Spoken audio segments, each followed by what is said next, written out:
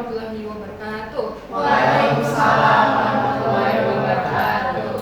Okay, good morning everyone. Today I want to talk about something we've seen online, maybe even participated in without realizing, cancel culture. Okay, I want to ask you, have you ever seen someone's old tweet resurface and suddenly they're trending, not for fame, but for shame? Have you? Yeah. Okay.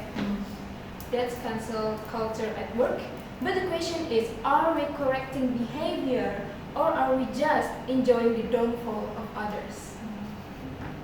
Okay. Cancel culture is a social phenomenon where individuals, usually public figures, are cancelled, meaning boycotted, shunned, or called out publicly due to something they've said or done, often online. Something like racism, sexism, or controversial opinions. The goal to hold people accountable. But there's a fine line between accountability and distraction. Okay, let's rephrase this. Cancel culture has power.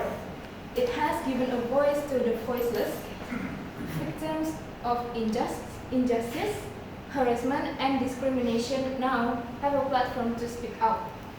And some people should be called out. Abuse of power should never be ignored. Thanks to cancel culture, the world is beginning to understand that certain behaviors are unacceptable and that, yes, words have consequences. But on the flip side, cancel culture often skips the part where we listen, understand, or forgive.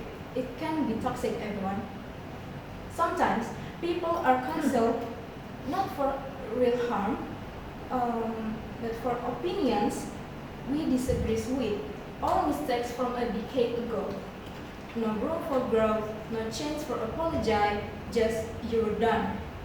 Imagine if your worst moments was caught online and become the reason people judge your entire life. Would that feel like justice? We live in a digital age where everything is documented. I'm not perfect, none of us are, so maybe instead of canceling someone completely, we should consider a culture of calling in, where we correct, educate, and allow people to change. In the end, cancel culture shows us that society is no longer silent about injustice, and that's powerful.